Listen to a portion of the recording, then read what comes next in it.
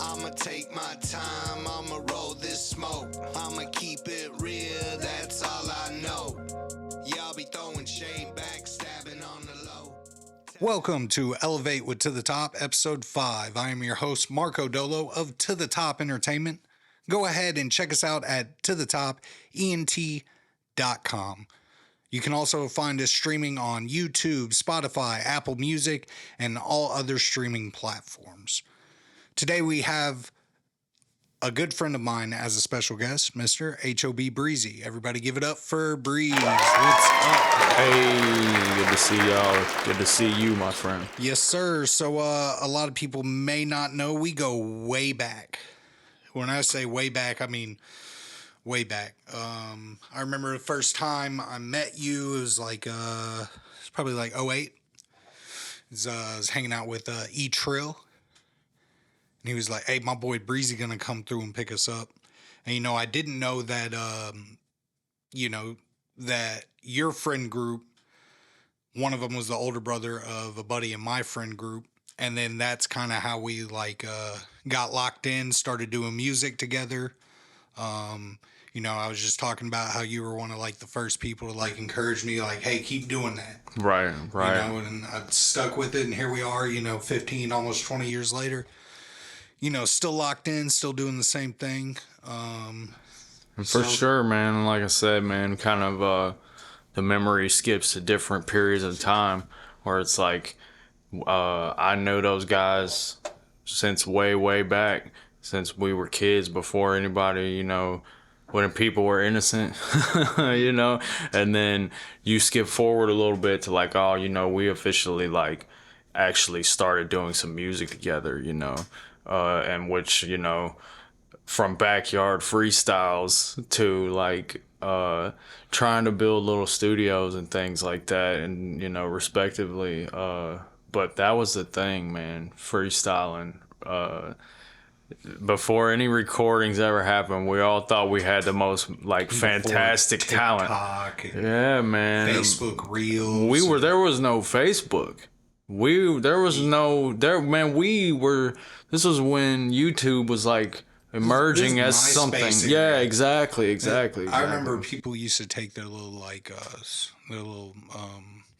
Nokia phones, and they had sound recorder, and my buddy used to he used to make little beats on a Casio keyboard, right? And he would record him rapping over them beats on sound recorder on that Nokia, right? And he would put that on MySpace. Bro, how far we have come. It's extra digital, man. And the only game you had on the thing was Snake. But, dude, I was recording with a desktop microphone. I was just about to say I did the same thing. And, I saw a meme about it the other day. It's we've started at the bottom and now we're here. And it was sound recorder, from sound recorder to, your closet booth, But I had the headphones. I put it instrumentals, because we were freestyling boombox instrumentals. Like I said, I would take that and have headphones coming out of this battery powered boombox.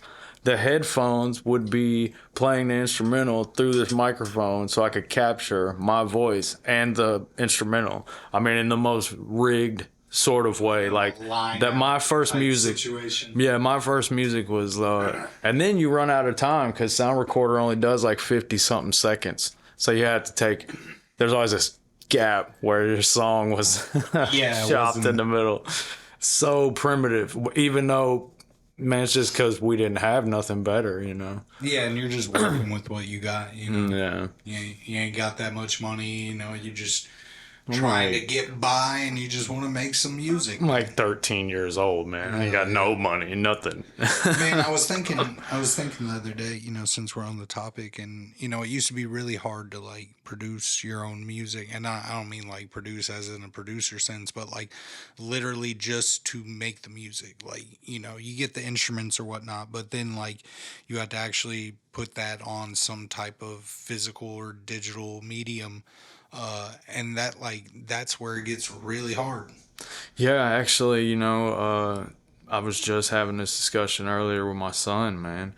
That we've produced many songs and we just haven't recorded them yet, And because it's like it's easy to say, oh, I don't know anything about producing, but it's like, man, we're producing sounds all the time. It's just when you go to record them and capture them and mix them, and then what do you do with them?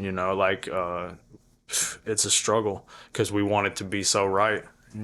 And then, like, as musicians, when we think, or as rap artists, when we think of producers, a lot of rap artists just go to the beat maker. And it's like, well, producers more than that. Like, in a record label sense, like a producer would be more like somebody who's bringing things together. Like, oh, I got this beat maker who makes, fire beats, but I got this chick who sings really good. And then I got this guy who has cold bars.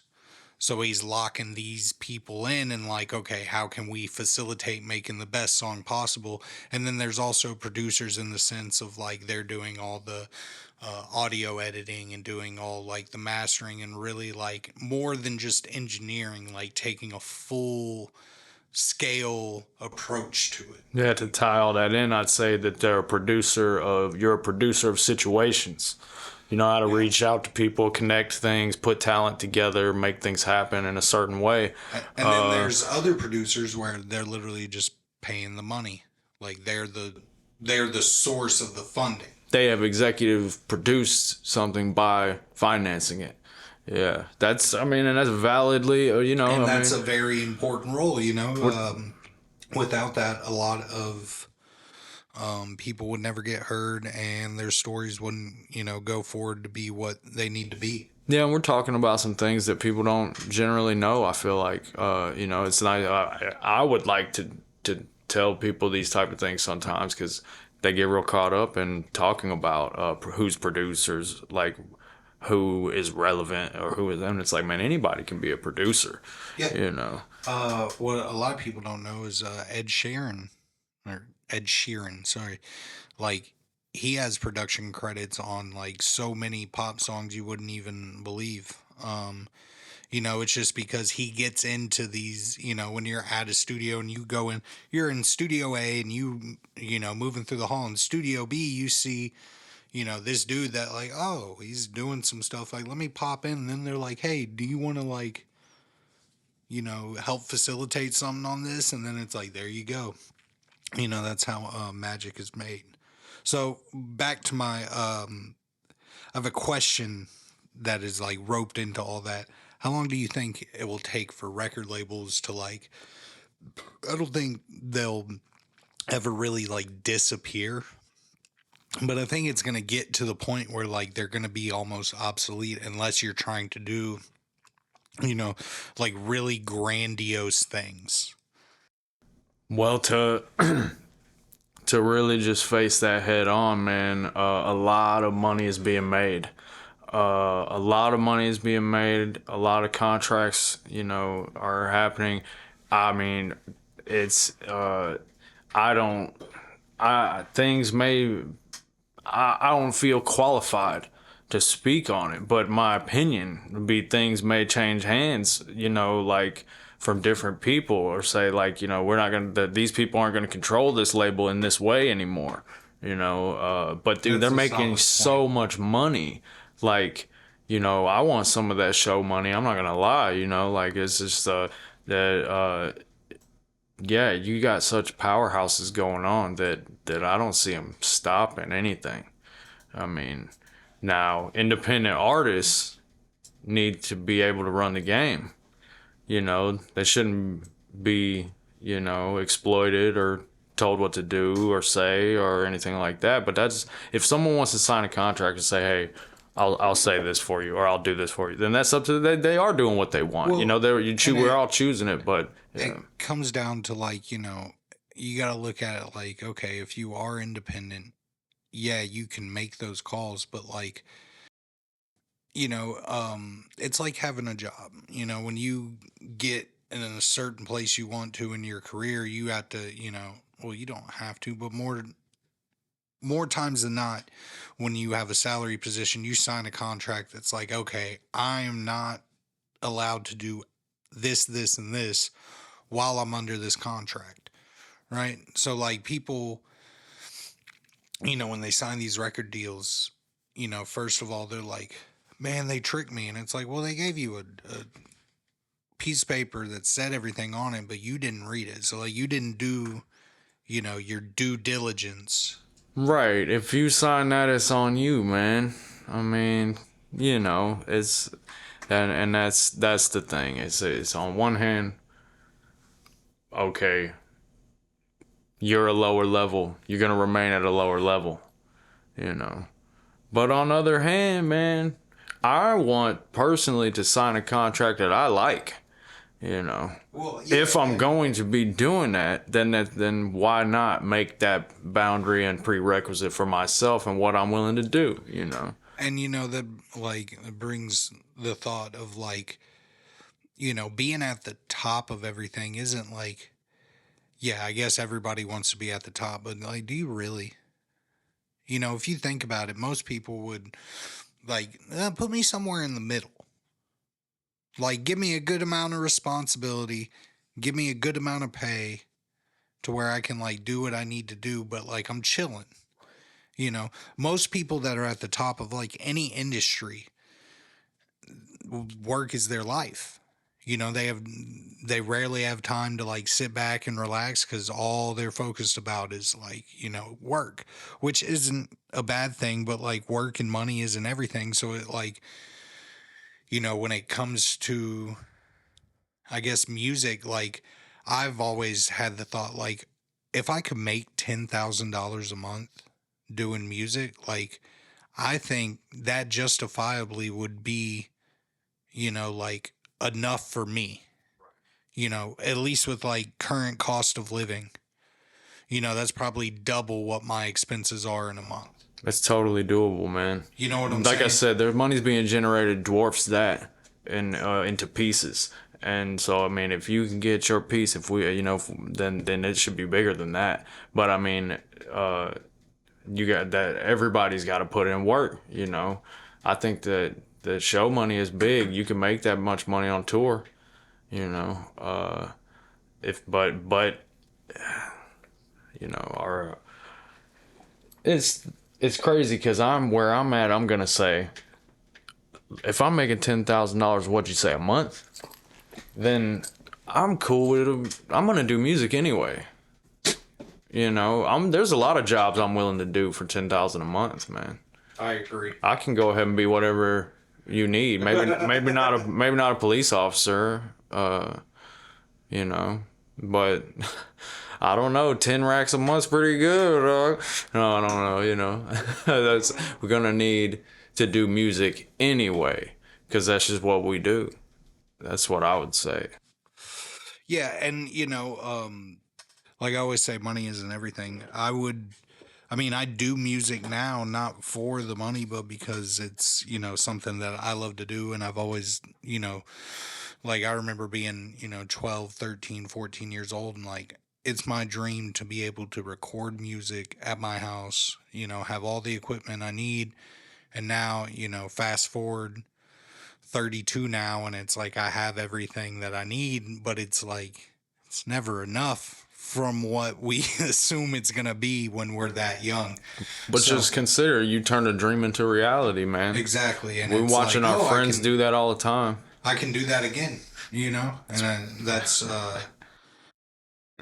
yeah. And I mentioned my son earlier, and it's like, I got to amaze the young people sometimes, because we get to where we're like, yo, we're okay. We've seen this part of the show, and it's like, okay, man, watch me double up. Okay, you seen me do it before. Let's watch us do it. Let's make that happen one more time. And anyone who's gonna say that's not a reality, that you're an op now. Speaking of ops, so today's episode is titled "What in the World?" So I thought today we would do something a little bit different. Usually when I have special guests on here, I try to make it like a lot about them, and but I know you like to keep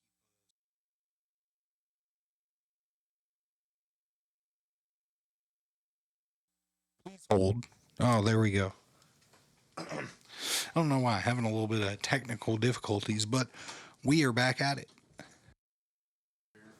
So, what in the world? Usually, I like to, when we do these interviews, I like to make it a lot about the special guest. And I know you like to keep a certain enigmatic information about yourself. So, I mean, I wouldn't say, look, I wouldn't say I like that. I'd say it happens. You know, I was going to tell you, you know, that you could introduce me as Joe. Everybody calls me Joe, you know. Joe Schmo. I don't know Joe Smo, not Sloppy Joe, you know.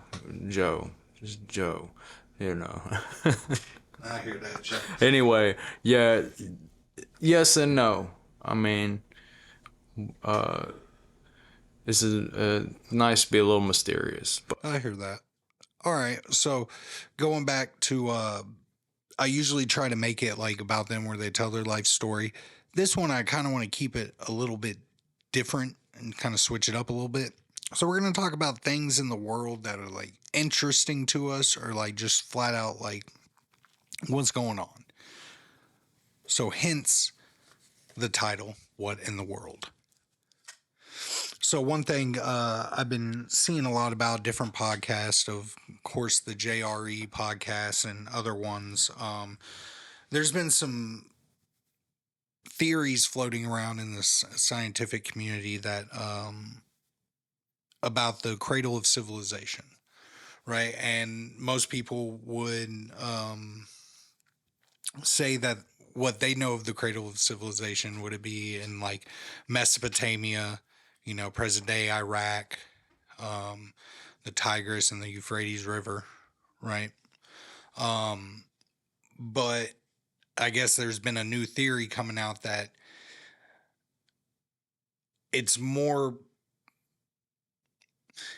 factual that there was six, and that being like the Indus Valley, China, what was it?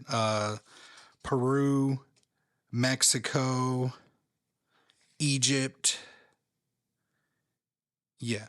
So all those six areas. And I think that would make sense.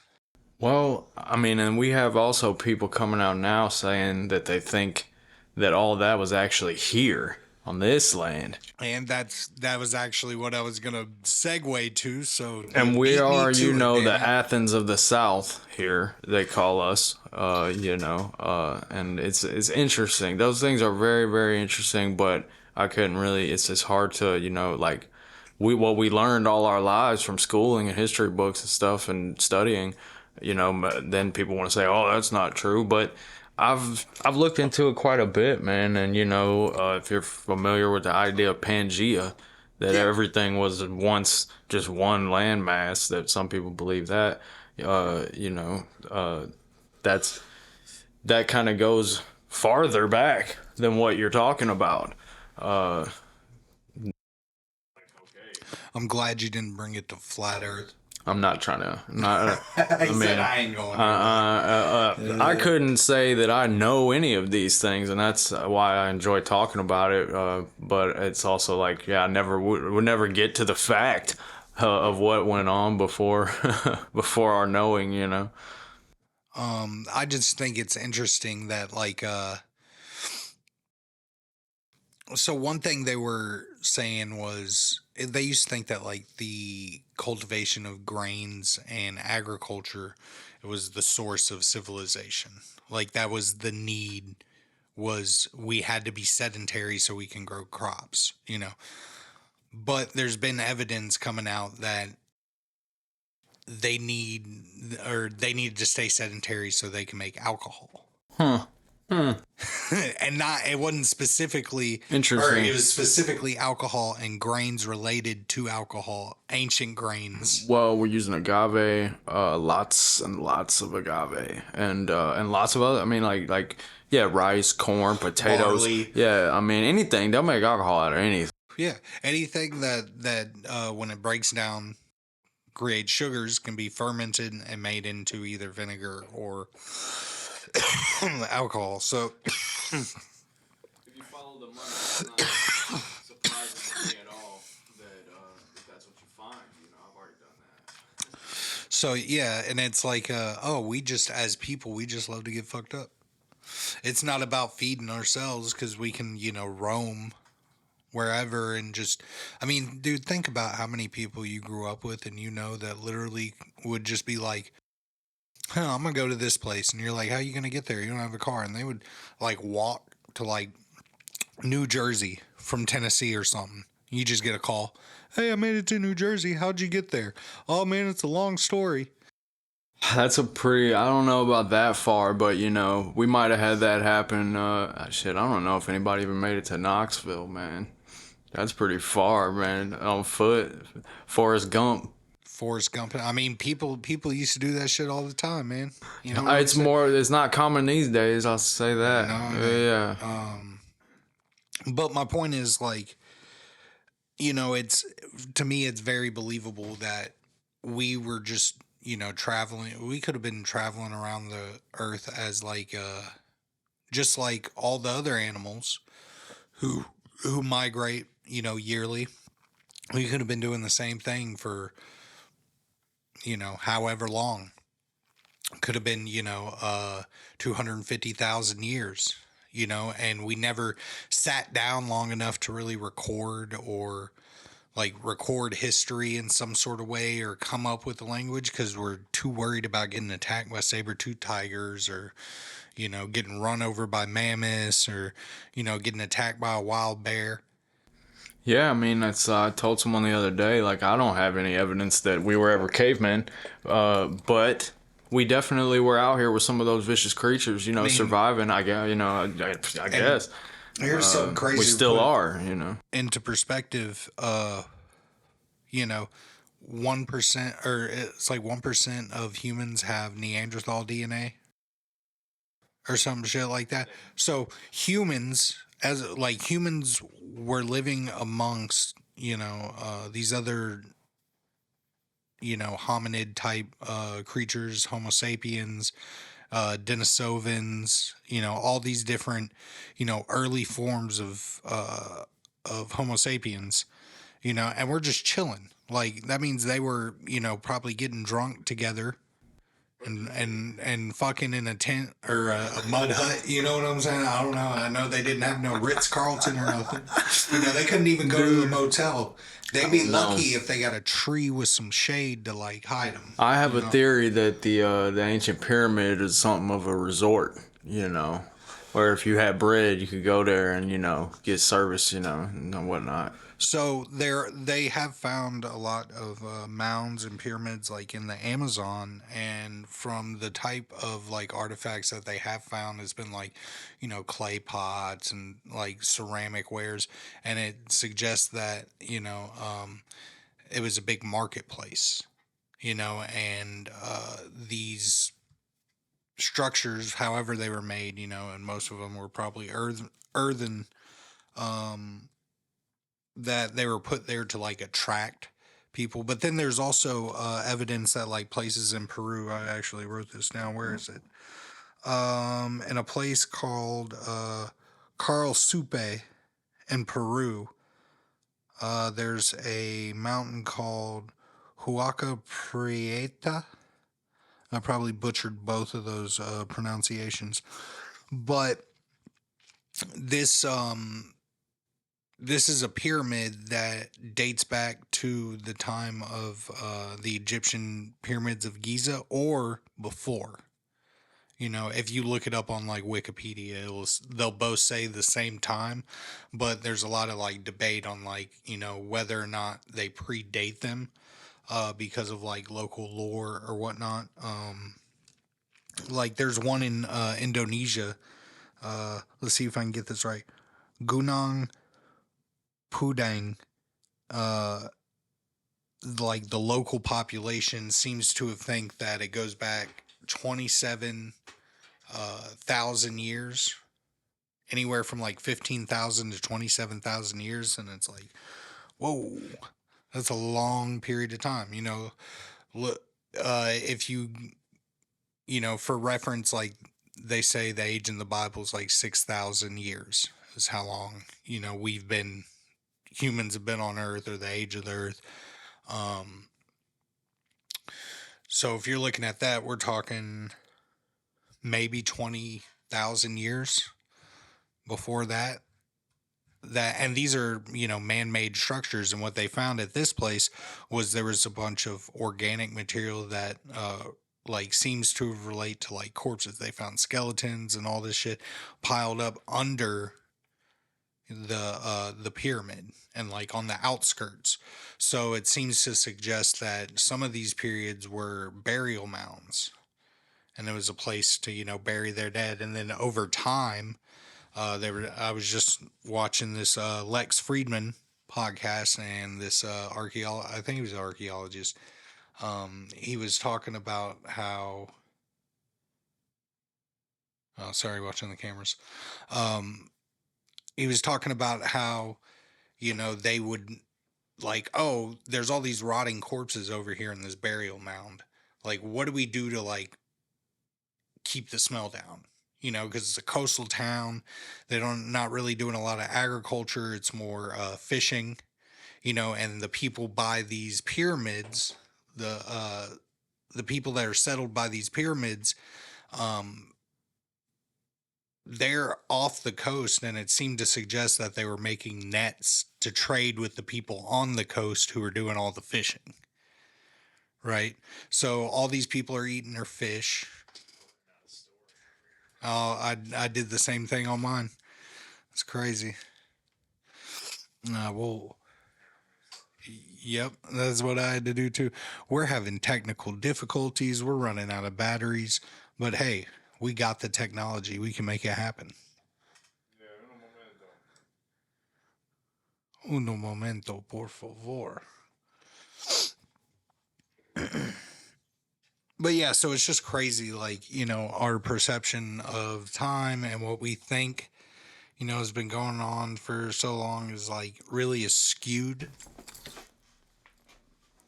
Yeah, I mean, and those like locations that you were talking about, like I've seen information about the construction that suggests like these are built in alignment with stars somehow, like that the construction of each one is like the some type of like divinely inspired architecture. And I mean, using words like that, I try not to, like people can easily be like, "Oh, what does that even mean?" But it's like, how do people do this? Like, I don't think that our construction that we're doing now is so perfect that it will be there that much longer. Like will will these buildings be here as long as what those people built, man? That's like you know, the the permanence Of those structures. yeah, man. Well, and that's what I was getting to was before we were interrupted by these technical difficulties. So what they were trying to do at these burial mounds was cover up all the smell of the decomposing bodies, and they're like, oh well, if we put earth over it, it won't smell anymore. Because it will be contained with the earth. All the microorganisms will start decomposing it. Natural shit, right? And then they were like, hey, if we put clay over that earth, it will really cement it in, and it will help keep its structure. And look at if these structures are as old as 15,000 years old and they're still standing today and they're man-made, like that's a feat. These skyscrapers that we got downtown, I was thinking about that when I was driving home from work, looking out. I was like, you know, say something happens, an apocalyptic situation, downtown is going to be decimated. you know Before long, there's upkeeps of those buildings. Give it 500 years, that metal is going to fall over, right? It's going to end up becoming back into the earth somehow.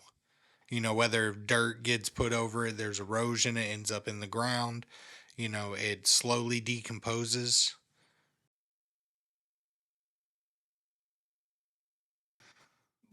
Well, I guess steel and shit like that, like it probably won't decompose like that, so it'll just be like a skeleton of what used to be there. But I mean, all that is a good, you know, to tie all those things in. We have architecture in the same parts of town that some folks on the internet believe has been there for a very, very long time.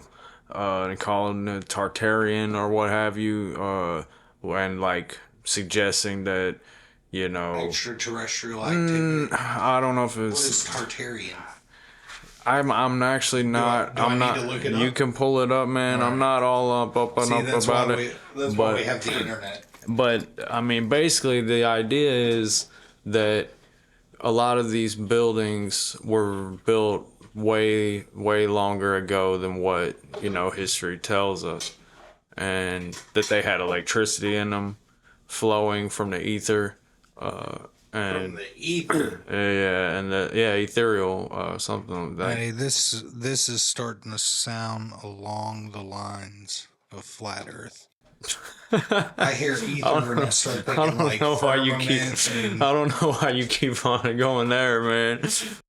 I guess it just interests me how ridiculous it is.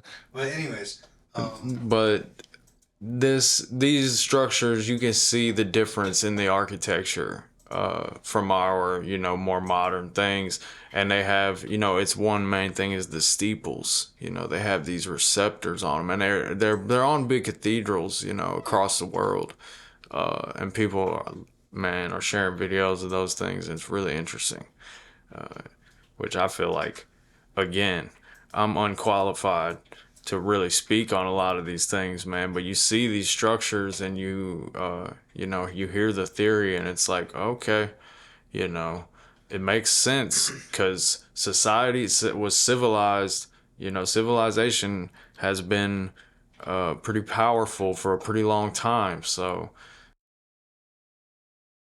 I don't know why I'm still having technical difficulties. It's just not meant to be. Um, I'll have to look that up later. Tartarian. I'm gonna pull it up. Tartarian buildings. We'll pull it up. We can go out of airplane mode now. All right. So while you're looking this up, I got a few questions to ask you, and these are just kind of some buzz questions. First one: if you had to live in any foreign region in the world, where would you live if you had the choice? It's a tough question, man. Okay, let me give you my examples, just to give you some inspiration. One, this is kind of cheating because like You're giving more than one.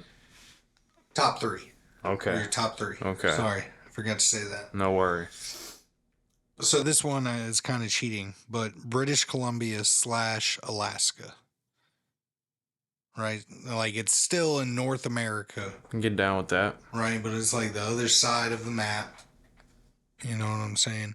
My dad lived in Alaska for a little bit in the Aleutian Islands. It was a island called Adak because he was a Navy brat, and his dad was stationed there because he was an officer. But he said it was like just beautiful, pristine. He said when it snowed, there was snowflakes the size of your hand. Nice. But like the British Columbia, right there in the bay, where Vancouver is, Vancouver Bay. I've heard has some of the best seafood in the world. And as a chef, like love good seafood. But I've always loved the mountains, just how they look, and the nature out there. Plenty of wildlife. And then also like the islands of Alaska that are closer to the lower 48 that are like right there on the border of Canada. I've heard are just like super beautiful. Number two, Greece. This is why. It's an island nation. There's all these islands. If the apocalypse happens, I say, if you want survival, like Greece is probably going to be in like the top 5. Yeah, I'd say that. I actually happen to know that there's a lot of people being moved here to Nashville, and there's a lot of people being pushed to move to Greece. Well, I don't know why a lot of people move to Nashville. They need to not, dude. Our traffic's horrible. It ain't like it used to be. Hey, well, I love y'all. Come on. Yeah, bring Come us on. that money. Big money coming. Nah, but Greece, and it's also beautiful, but it's like super temperate, most of the year. Of course you're gonna have some cold, some hot, but like it's usually in the same pocket. And you got the sea, so you can fish, get whatever food you can from the sea, would be awesome. Argentina and Peru, Okay. like that area of the world. Okay. Yeah, because I mean, I was, yeah, somewhere tropical would be nice, man. We can go in the Caribbean or South America area, you know. But the mountains are beautiful as well, man. I like the West Coast. Not the West Coast, but I mean, I've never been to the West Coast. I'm talking about going towards the West, is beautiful. And I actually heard recently from a friend that, the way things are kind of laid back on our West Coast, that goes all the way up into Canada. That's kind of like a trend, that East Coast, West Coast thing. Yeah. And yeah, I could get down with that. I was honestly gonna say I don't know if I'd want to live because I haven't been, but I would consider somewhere in Asia, man. Okay. Like Thailand or I don't know, man, but I want to visit. Thailand. Weed is somewhat legal. I got a trinket from Thailand on my deal. I don't know if it's like 100% legal, but like they tolerate it. They're not like tripping like that, I guess. But laws always change, so to be determined. Um, but they're super chill out there. I've always thought about Indonesia. I've heard it's beautiful. Uh, the laws out there are kind of weird. It is a majority Muslim. Not that there's anything wrong with that, but their government style is kind of like different, from what we know in the West, you know. So like that would be real hard to like assimilate to that.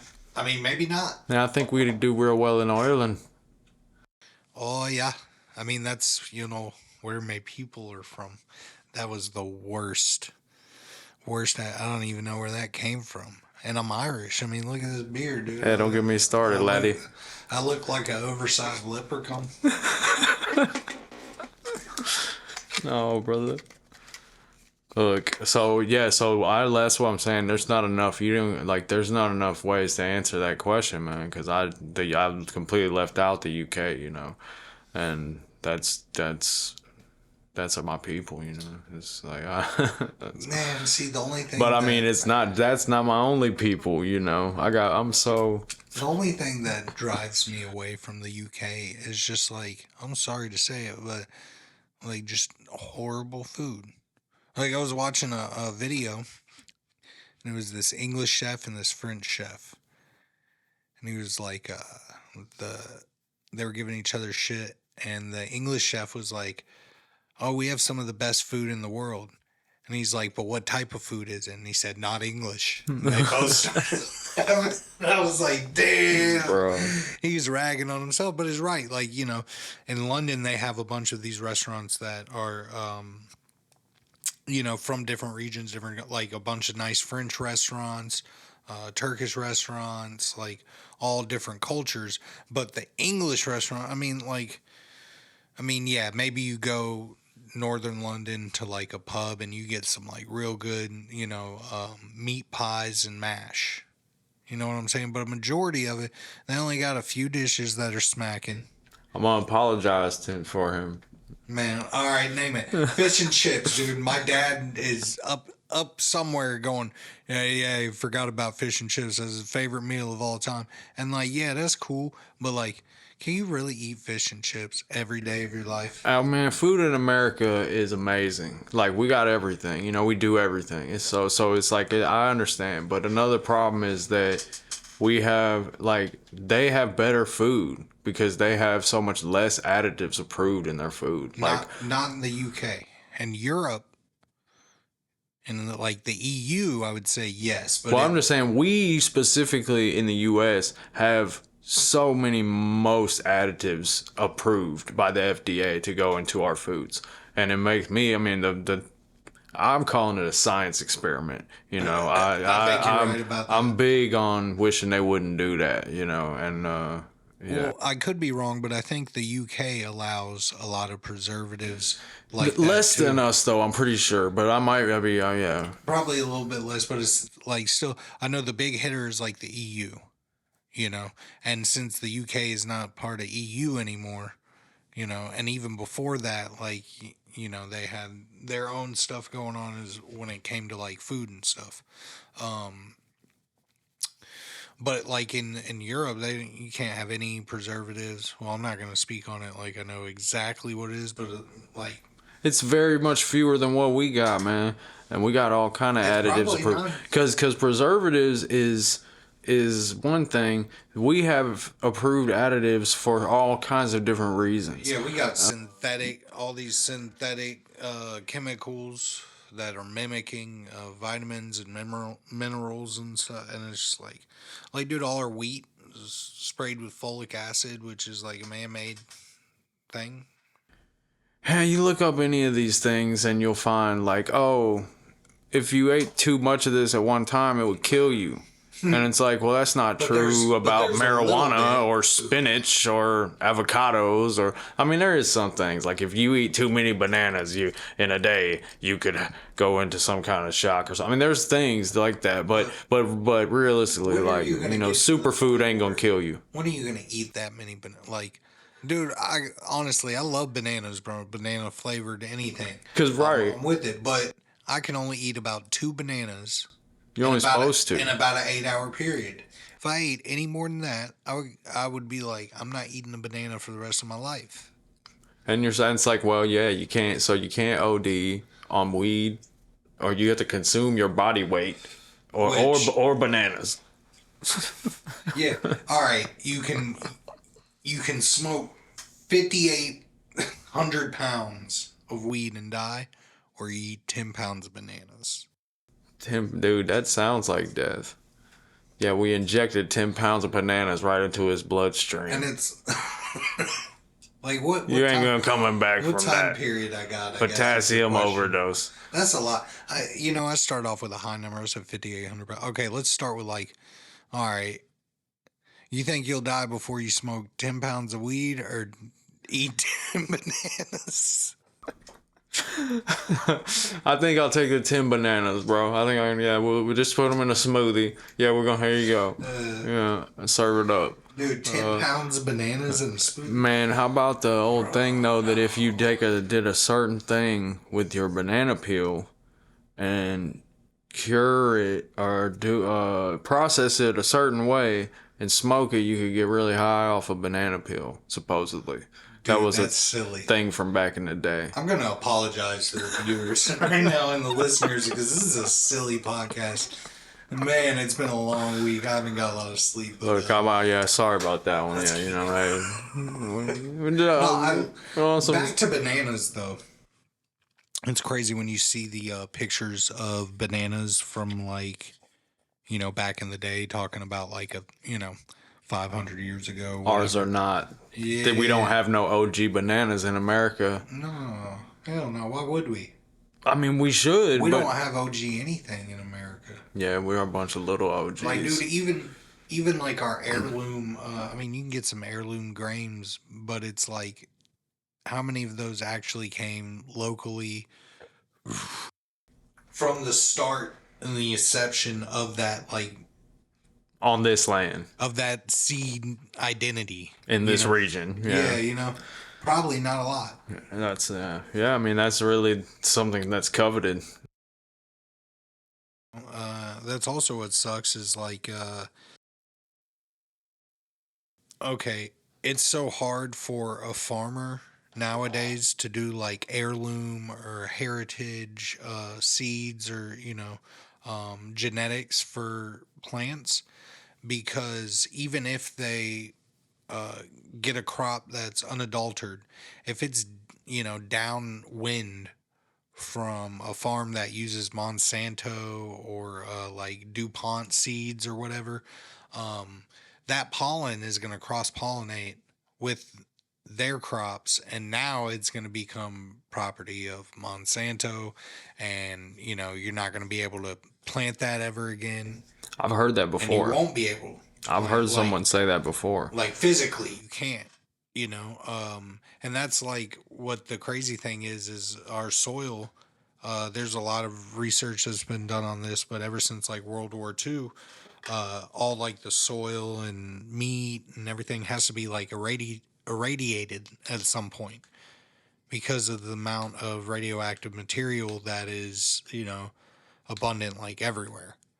And just think about the United States government and how many times they did like nuclear testing, like in the Pacific or in the West, in the desert. Like it's crazy. Scary to talk about, man. Super scary. Yeah, because that's like, okay, now you're talking about some stuff that is and was very dangerous, very planned, very maniacal, you know. And so it's like, be having opinions on it is like, shit, I guess none of our opinions matter about whether they were to do that. Like, they just did that shit. Like, it's very damaging, but we're still here. I mean, they didn't have nuclear fallout planet wide yet. No, and hopefully never. Right.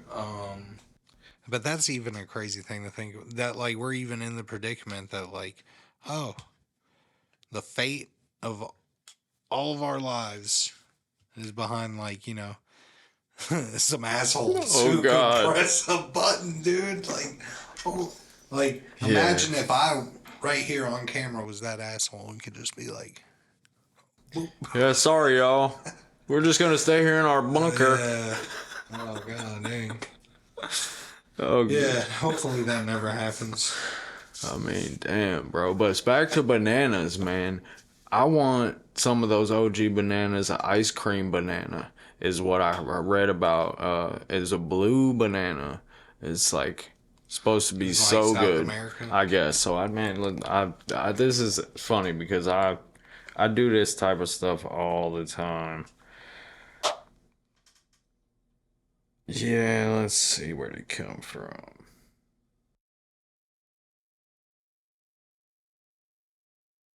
They grow here, I think it says. Making it suitable. It's suitable for growing in warmer regions of the U.S.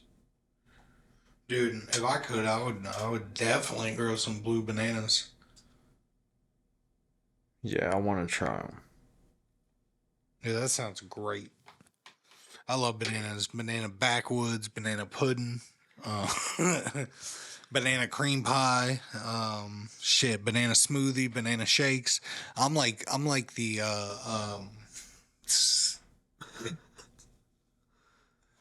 I'm like Bubba from Forrest Gump with bananas. Nanner pudding. Banana sandwich, cream of banana. Once again, I had to apologize to the.